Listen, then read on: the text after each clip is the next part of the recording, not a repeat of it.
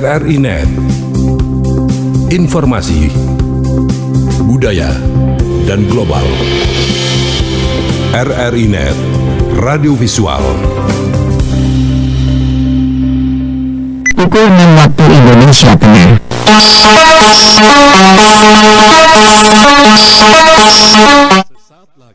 Dapat saudara ikuti Warta Berita.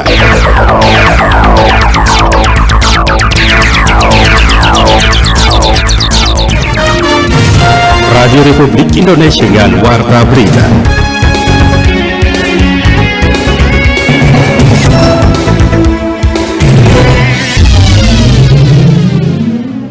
Dana 20% ketahanan pangan itu di dalamnya itu ada intervensi terhadap stunting. Untuk perkara perlindungan anak cukup meningkat. Jadi di tahun 2022 itu ada perkara perlindungan anak sejumlah 19. Kemudian di tahun 2023 yang baru sampai dengan Juli ini sudah ada 10 perkara. Pukul 6 waktu Indonesia Tengah dari Rotendao, Nusa Tenggara Timur. Inilah Warta Berita NTT Pagi Radio Republik Indonesia Rote edisi hari ini, hari Rabu tanggal 12 Juli 2023. Mendengar dua informasi mengawali berita pagi ini. Gerakan pengurangan stunting di Kupang melalui dana desa harus diperhatikan. Kasus kekerasan terhadap anak di bawah umur meningkat di Kabupaten Alor. Pendengar, inilah Warta Berita Pagi selengkapnya bersama saya Dina Yulianti.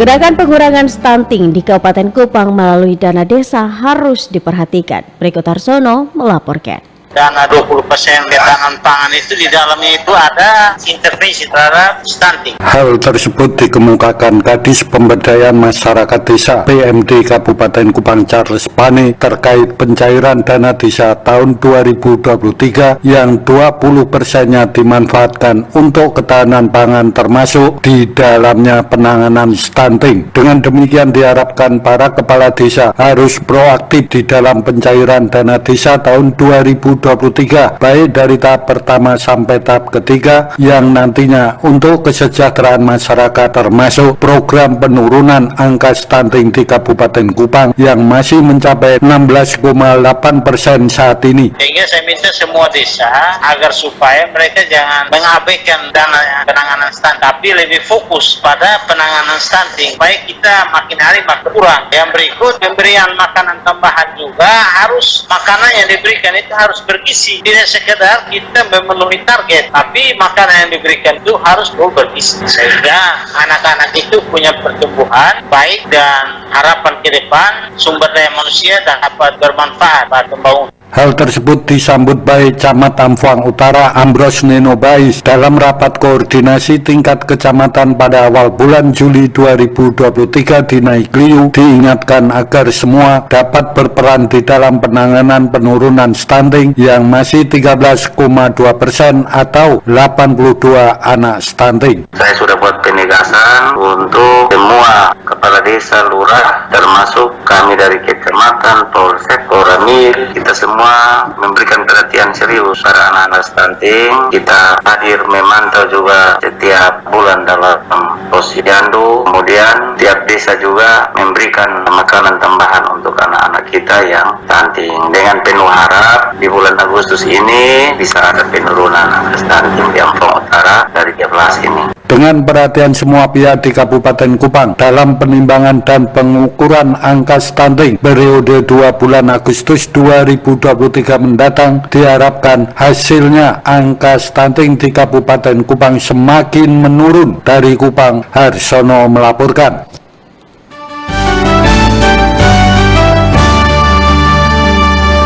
Mendengar pengajuan Ramperda Perlindungan, Pemanfaatan, dan Pengembangan Ekonomi Kreatif dan Ekspresi Budaya Tradisional merupakan wujud tanggung jawab pemerintah dalam melindungi produk ekonomi kreatif dan budaya tradisional di daerah.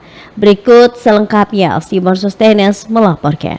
Sekretaris Daerah Sekda Nusa Tenggara Timur Kosmas Lanan mengatakan pengajuan Rampera Perlindungan Pemanfaatan dan Pengembangan Ekonomi Kreatif dan Ekspresi Budaya Tradisional merupakan wujud tanggung jawab pemerintah dalam melindungi produk ekonomi kreatif dan budaya tradisional di daerah. Ramperda yang sementara dibahas bersama DPR diharapkan nantinya menjadi payung hukum dalam melindungi produk ekonomi kreatif dan karya budaya tradisional. Belum terakomodir soal perlindungan secara peraturan ya, kearifan lokal kita. Itu saja dia punya. Kalau ditanya soal apa yang mau dicapai, dua itu. Kita harus berikan perlindungan dan itu tugas utama pemerintah. Memberikan perlindungan, mengadvokasi, seraya juga memanfaatkan semua karya-karya budaya yang ada di masyarakat. Melindungi juga karya-karya budaya itu yang nanti dipasarkan oleh UMKM. Tapi kita tidak, perda ini tidak dimaksudkan untuk memberikan modal. Harapan yang sama juga disampaikan anggota Komisi 2 DPRD Nusa Tenggara Timur John Ematan bahwa kehadiran Perda Perlindungan Pemanfaatan dan Pengembangan Ekonomi Kreatif dan Ekspresi Budaya Tradisional dapat memberikan perlindungan terhadap produk ekonomi kreatif masyarakat di daerah. Kita melindungi dari segi hak ciptanya. Nah, itu yang akan kita kejar ke situ sehingga kreativitas daripada masyarakat ini tidak ditiru oleh orang luar. Contohnya motif tenun itu jangan sampai ada komplain dari negara lain atau daerah lain bahwa ini motifnya mereka. Nah, ini payung hukum ini yang akan kita bentuk saat ini. John Ematan yang juga Wakil Bapemperda DPRD Nusa Tenggara Timur menilai dengan kehadiran Rampera Perlindungan Pemanfaatan dan Pengembangan Ekonomi Kreatif dan Ekspresi Budaya Tradisional, semua usaha yang dilakukan Dinas Teknik dalam membina dan mengembangkan ekonomi kreatif lebih terjamin dan dapat meningkatkan semangat kreativitas masyarakat. Dari Kupang, Simon Sostenes melaporkan.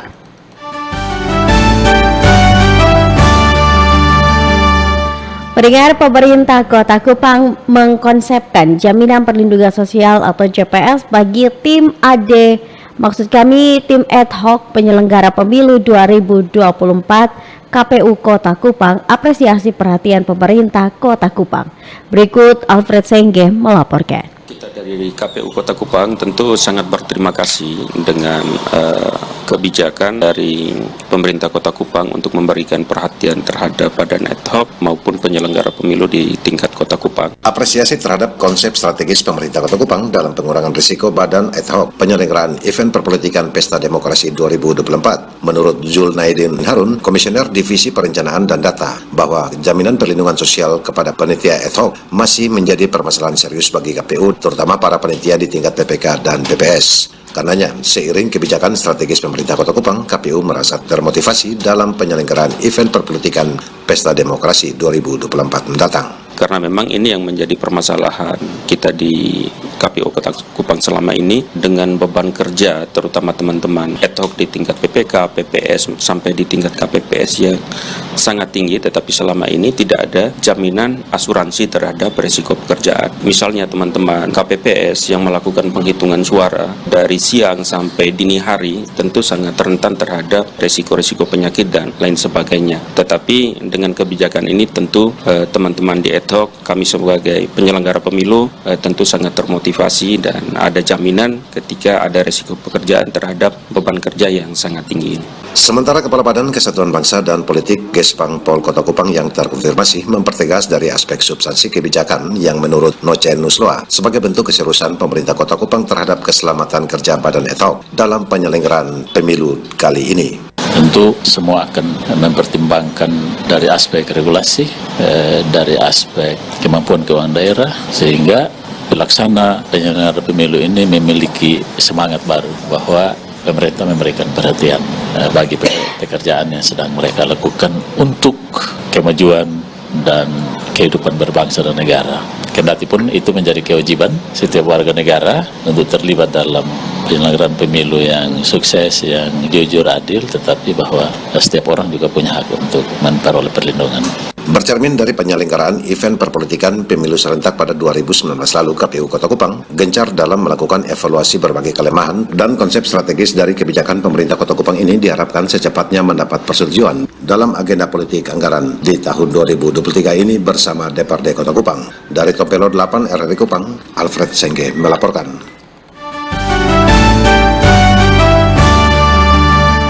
Pendengar, terima kasih Anda masih mendengarkan Warta Berita NTT Pagi.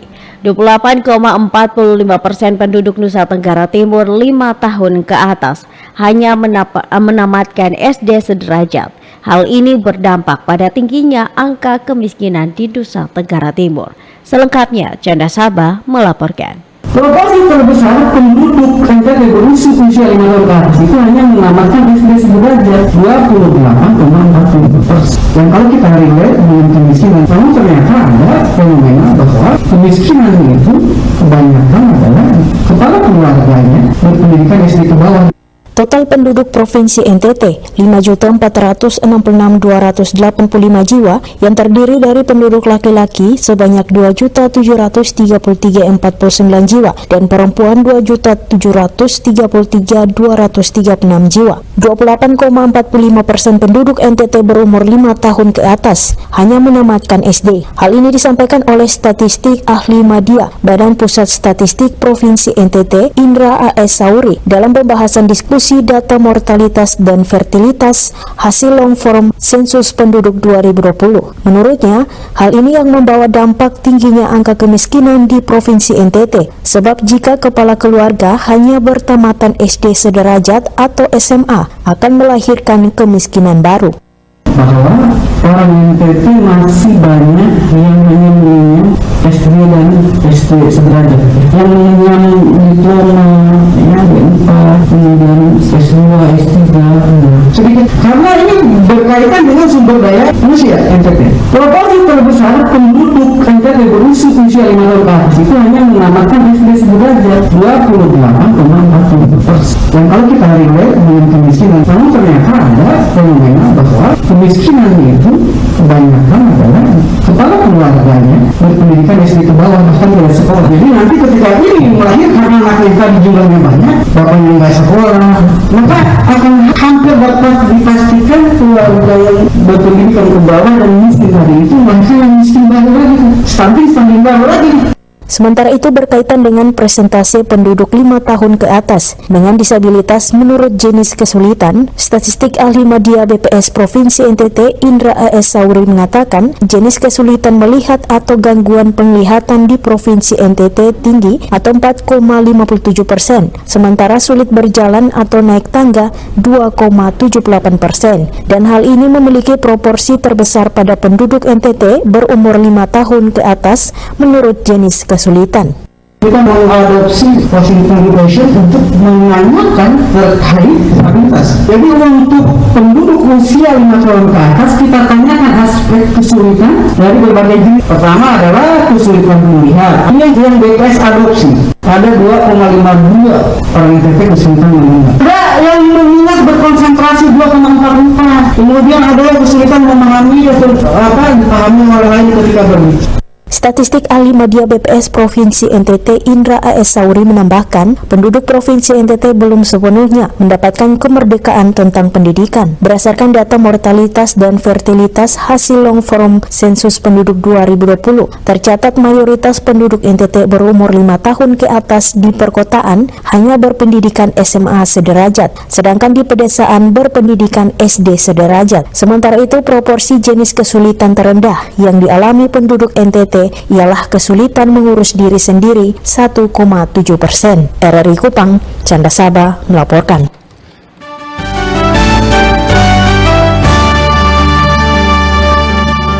Pendengar, Anda mendengarkan Warta Berita NTT Pagi. Siaran ini dapat juga didengar melalui streaming kami di rri.co.id dan RRI Playgo. Polres Belu apel gelar pasukan pengecekan kesiapan personel pelaksanaan operasi Patuh Turangga 2023. Berikut Tinus Boy Mau melaporkan. Meningkatkan kepatuhan dan disiplin masyarakat dalam berlalu lintas pasca peringatan Hari Bayangkara ke-77, Kepolisian Resort Belu didukung instansi terkait dalam 2 pekan ke depan menggelar operasi Patuh Turangga 2023 berkaitan dengan kesiapan personil dan sarana-prasarana pendukung operasi. Polres Belu menandai dengan melaksanakan apel gelar pasukan Operasi Patuh Turangga 2023 di halaman Mapolres Belu. Membacakan amanat Kapolda NTT, Irjen Polisi Joni Asadoma, Kapolres Belu AKBP Rico de Valas Nataldo Simanjuntak menuturkan operasi patuh ini merupakan jenis operasi Harkam Tikmas yang mengedepankan kegiatan edukatif dan persuasif serta humanis didukung Gakum Lantas secara elektronik dalam rangka meningkatkan kepatuhan dan disiplin masyarakat dalam berlalu lintas. Guna memperoleh hasil yang maksimal dalam operasi ini, Kapolres Belu menekankan seluruh personil agar bekerja sungguh-sungguh dalam meningkatkan kepatuhan dan disiplin masyarakat dalam berlalu lintas. Di antaranya melaksanakan deteksi dini, penyelidikan, dan pemetaan terhadap lokasi atau tempat yang rawan terhadap kemacetan, pelanggaran, dan kecelakaan lalu lintas. Operasi ini dilaksanakan selama 14 hari, mulai dari tanggal 10 Juli sampai dengan 27 Juli, secara serentak di seluruh Indonesia. Operasi patuh ini merupakan jenis operasi Harkam Tikmas yang mengedepankan kegiatan edukatif dan persuasif serta humanis, didukung Gakum Lantas secara elektronik. Sasaran operasi ini meliputi bentuk potensi gangguan, hambang gangguan, dan gangguan nyata yang dapat menghambat dan menggangguan tips seluruh lantas dengan berpedoman pada sasaran tersebut. Apel gelar pasukan operasi keselamatan ditandai dengan penyematan pita tanda operasi kepada perwakilan dari anggota Lantas, Brimob Kompi 3 Yon A Pelopor Atambua, Subdenpom 9 Udayana Belu, dan Disperindak. Apel gelar pasukan ini dihadiri Dandim 1605 Belu, Wakapolres Belu, para Kabak, Kasat, Kapolsek jajaran, dan perwira staf Polres Belu, Kepala Disperindak Kabupaten Belu, serta Kepala Jasara Harja Kabupaten Belu. Untuk diketahui, Kepolisian Negara Republik Indonesia secara serentak di seluruh Indonesia menggelar operasi patuh selama 14 hari yang dimulai 10 Juli hingga 23 Juli 2023. Tinus Boymau, RRI Atambua.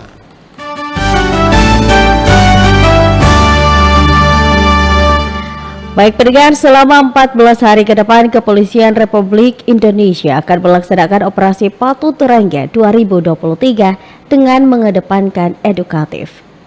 Berikut Feby Leolede melaporkan.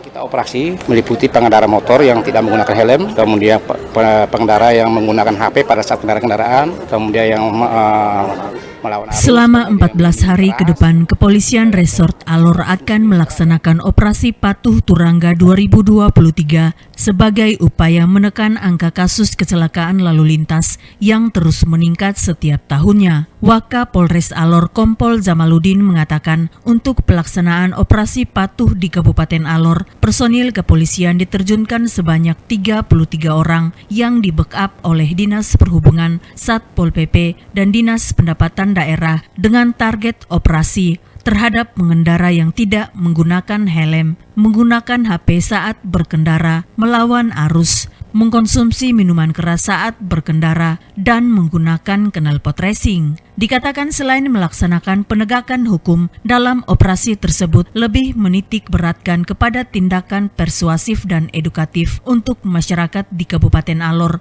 yang tingkat kesadarannya untuk tertib berlalu lintas masih sangat kurang. Lanjutnya, masyarakat harus tertib saat berlalu lintas karena jika terjadi kecelakaan akan merugikan diri sendiri. Kita tetap akan melaksanakan operasi patuh ini selama kurang lebih 14 hari, mulai dari tanggal 10 sampai dengan 23 Juli 2023. Sasaran kita operasi meliputi pengendara motor yang tidak menggunakan helm, kemudian pengendara yang menggunakan HP pada saat kendaraan, kemudian yang melawan arus, kemudian minum-minum keras, yang konsumsi minum keras ya. Kemudian juga tindakan penegakan hukum. Personil yang dilibatkan dalam operasi ini itu sebanyak 33 orang yang dipimpin oleh Pak Kabak Ops selaku pengendali operasi. Tapi namun demikian kita lebih mengedepankan kepada persuasif dan edukasi. Kita tahu bahwa arahnya Pak Kapolda kecelakaan maupun pelanggaran lalu lintas setiap tahun itu meningkat. Nah ini kalau kita tidak tekan sedemikian rupa akan meningkat terus. Itu penekanan beliau. Kalau arahnya tidak jelas, tidak lebih kedepankan pada tingkat persuasif dan edukatif sehingga masyarakat memahami bahwa arti lalu lintas untuk dirinya sendiri. Ya, lalu lintas itu penting karena apa? Karena ketika terjadi kecelakaan lalu lintas yang rugi adalah diri pengendara itu, bukan orang lain. setiap Jumat curhat, kita setiap Jumat curhat sering saya sampaikan di masyarakat soal lalu lintas ini, khususnya pengendara yang menggunakan pakai helm. Sementara Bupati Alor Amon Jobo mengatakan tidak saja masyarakat yang tertib berlalu lintas, tetapi seluruh jajaran pemerintah termasuk Bupati juga wajib mengikuti aturan saat berkendara di jalan raya. Pihaknya mengakui jumlah pengguna kendaraan bermotor dibandingkan pejalan kaki lebih banyak. Karenanya ketertiban dan keteraturan saat berkendara merupakan hal wajib yang harus dipatuhi oleh seluruh masyarakat Kabupaten Alor. Lanjutnya, tidak saja tertib berlalu lintas, tetapi kelengkapan surat-surat juga menjadi poin penting yang wajib dilengkapi oleh masyarakat. Ini ketertiban, keteraturan ini harus dijaga oleh semua orang, termasuk bupati juga, bukan hanya masyarakat saja. Itu yang pertama. Yang kedua, ketertiban, keteraturan berlalu lintas ini tidak hanya datang dari polisi, ya toh, tetapi yang lebih penting itu adalah orang-orang yang menggunakan roda 2, roda 3, roda 4, roda 6. Itu mesti dijaga ketertiban dan keteraturan, karena kita punya penduduk sekarang ini yang pengguna jasa angkutan ini lebih banyak, atau yang bawa kendaraan ini terlalu banyak daripada pejalan kaki. Harus hati-hati. Yang ketiga, kehati-hatian ini ada itu terpulang pada kita sendiri, ya toh, mau cepat. Ini kita pun orang di sini ini bawa motor itu semen gas penuh, habis itu tolak itu motor tambah dia jalan. Itu mau jadi apa model? Tetap ikuti aturan lalu lintas toh. Dia susahnya apa? Betul kok tidak? Kalau memang toh itu ada di sebelah kiri, ya kiri, tengah ya tengah. Ini kita pun tidak ada di kiri tapi pergi di kanan pergi kiri, ya memang artinya saya biasa bilang sen kiri belok kanan. Pantauan RRI Operasi Patuh Turangga 2023, Kepolisian Resort Alor mengambil titik operasi di Simpang 4 Lapangan Mini Kalabahi dan jalur utama di depan Masjid Muhajirin Kadelang. Dari Alor, Febi Leolede melaporkan.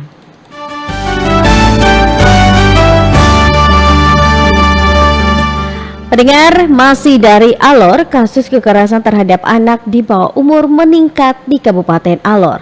Selengkapnya Haryanti Syahnan melaporkan. Khusus di Kabupaten Alor sudah pernah mencanangkan zona integritas Kejaksaan Negeri Alor, kemudian juga pengusulan untuk mendapatkan predikat wilayah bebas korupsi WBK dan WBM yang diminta apa untuk mendapatkan predikat itu cukup tinggi dari Menpan sehingga memang belum mendapatkannya.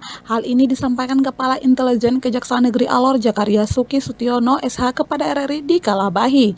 Zakaria mengatakan untuk mendapatkan WBK, WBM sebanyak checklist baik dari segi fasilitas sarana prasarana kemudian juga dari jumlah personil kelengkapannya dan juga faktor dasarnya menerapkan dalam arti menjaga integritas terus kemudian meningkatkan kedisiplinan yang sudah dilaksanakan. Pimpinan Kejaksaan Negeri Alor Abdul Muiz Ali sangat konsen untuk meningkatkan kualitas atau pelayanan kepada masyarakat di Kabupaten Alor.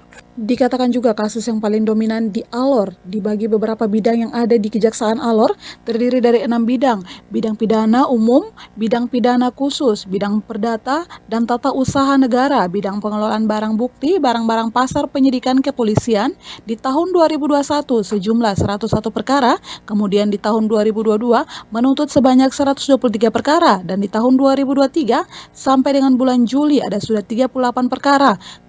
Kecenderungan di akhir ini untuk perkara perlindungan anak cukup meningkat di tahun 2022.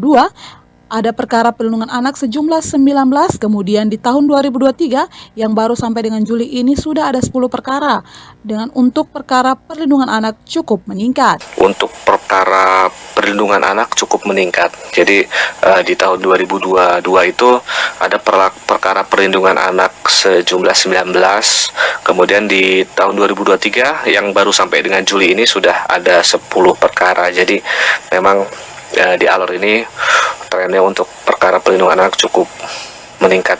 Dalam hal lain, kasus TTPO, pendidik Polres Alor bahwasanya memang sedang ada pendidikan terkait pelanggaran tindak pidana perdagangan orang yang mana memang belum masuk materi perkara, baru dikirim surat pemberitahuan dimulainya pendidikan terhadap tahapan ketika kepolisian melakukan penyidikan, memberitahukan kepada kejaksaan untuk mengirimkan surat pemberitahuan. Dimulainya pendidikan memang masih di ranahnya untuk menjadi mendalami, mengumpulkan alat bukti. Tahapannya kan di ketika penyidik kepolisian melakukan penyidikan itu memberitahuan kepada kejaksaan ya untuk mengirimkan surat pemberitahuan dimulainya penyidikan. Memang masih di ranahnya penyidik untuk mendalami, mengumpulkan alat bukti, kemudian melakukan pemberkasan. Nah, nanti ketika berkasnya sudah jadi dikirimkan ke kejaksaan, baru jaksa yang ditunjuk oleh pimpinan untuk meneliti berkas perkaranya, nanti meneliti seperti apa. Memberikan perlindungan kepada korban dengan menerapkan hukuman yang maksimal sehingga tidak ada lagi anak dan perempuan yang berjatuhan menjadi korban kekerasan atas perbuatan keji dan tidak bertanggung jawab. Dari Alor, Nusa Tenggara, Haryanti Sahnan melaporkan.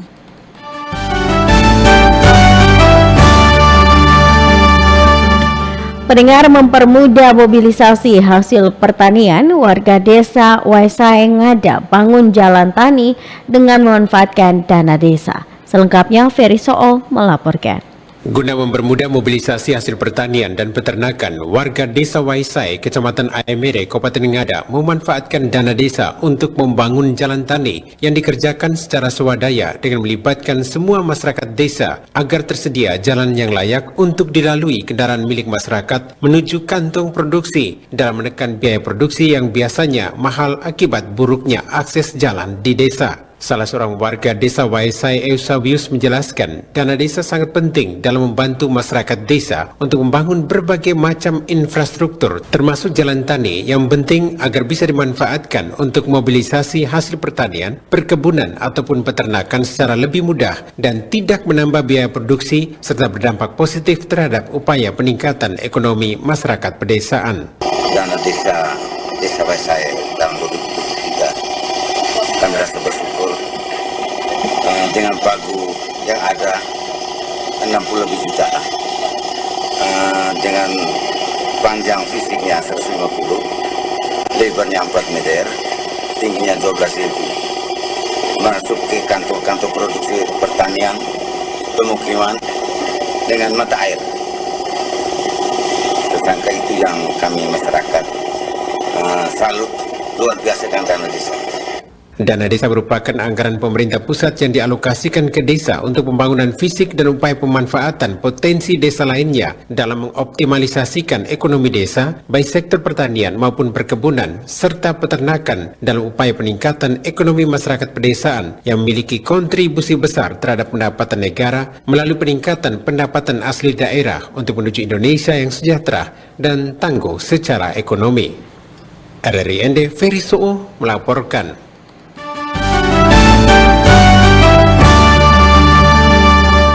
Pendengar, tim Satgas Komisi Pemberantasan Korupsi dijadwalkan akan melakukan kunjungan kerja ke Kabupaten Flores Timur. Berikut Lady Padin melaporkan.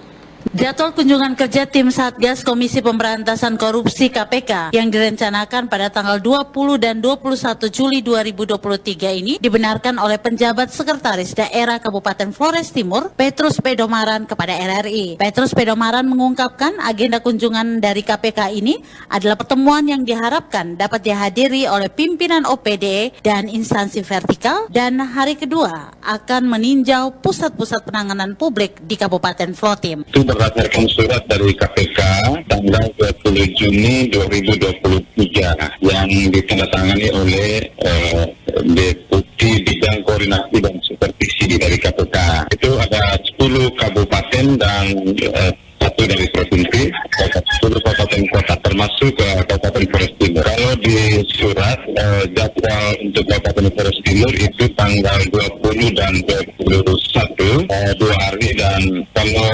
agendanya hanya pertemuan, tetapi diharapkan diundang nanti beberapa pimpinan OPD dan juga instansi vertikal. Nanti agenda hari kedua adalah peninjauan pusat-pusat penanganan publik. Petrus Pedomaran mengungkapkan persiapan yang dilakukan pihaknya adalah dengan berkoordinasi dengan DPRD terkait penyesuaian agenda di DPRD Flotim, juga bersama OPD teknis dan instansi vertikal terkait kunjungan tersebut. Untuk persiapan koordinasi kita sudah lakukan dengan penyesuaian agenda di DPRD karena salah satu yang diundang juga adalah lembaga DPRD.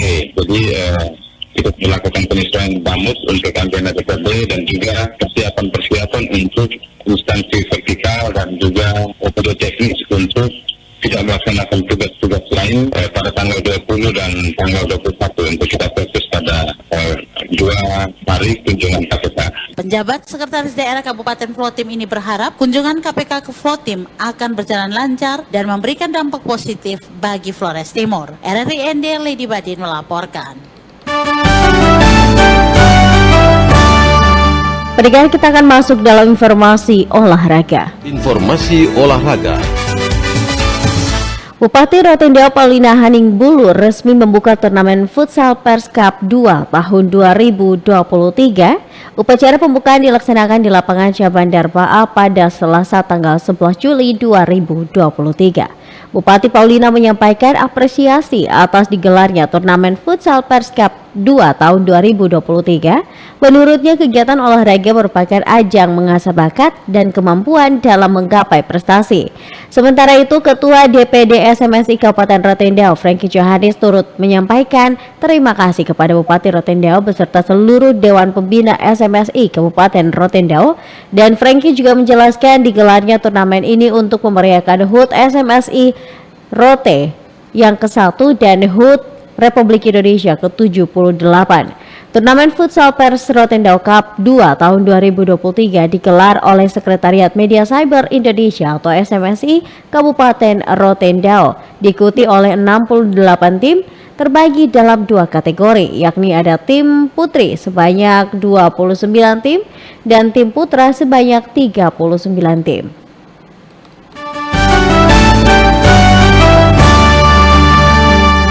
Pendengar, 7 atlet Kempo asal Kabupaten Belu meraih medali emas dan perunggu pada Open Turnamen Bupati Kupang. Berikut Egi Araujo melaporkan. Sekretaris Cabang Olahraga Kempo Kabupaten Belu, Marius Weliurah, menyampaikan 7 atlet Kempo dari Kabupaten Belu berhasil merebut piala dan juga medali emas dan perunggu pada Open Turnamen pertandingan antara dojo memperebutkan piala bergilir dan piala tetap Bupati Kupang tahun 2023. Marius menjelaskan bahwa pada Open Turnamen tersebut 7 atlet Kempo Belu bersaing dengan puluhan atlet lainnya dalam beberapa kategori pada Open Turnamen tersebut. Tingkat terkini Kempo Belu ini kan kami mempunyai satu program, yakni program yang terus berkelanjutan, itu TC jangka panjang.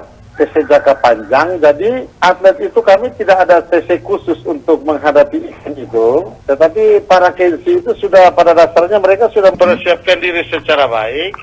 Tinggal saja kami memilih nomor-nomor mana yang peluang menghasilkan medali emas, itu yang kami kirim. Gitu. Marius mengatakan atlet Kempo Belu selama ini selalu TC jangka panjang dalam setiap latihan, sehingga pada saat menghadapi turnamen, seluruh atlet yang dikirim untuk mengikuti turnamen sudah dalam kondisi siap. Kategori D tingkat Q1 atas nama Vanessa Wiluraha dan Putri Rajalawa. Sedangkan untuk nomor randori kelas 40-45 itu diraih oleh KNC kami atas nama Novanta Naek, dan 1 medali perunggu dari randori kelas 35-40 putri yang diraih oleh Putri Rajalawa. Jadi dari 7 atlet yang kami sertakan, 12 nomor yang kami ikut, kami memperoleh 2 medali emas dengan 1 perunggu. Menjawab soal bagaimana respon pemerintah terkait prestasi yang diraih, Marius menyampaikan pemerintah Kabupaten Belu memberikan apresiasi, namun pihaknya berharap ke depan Kempo Belu bisa mendapat perhatian dari pemerintah.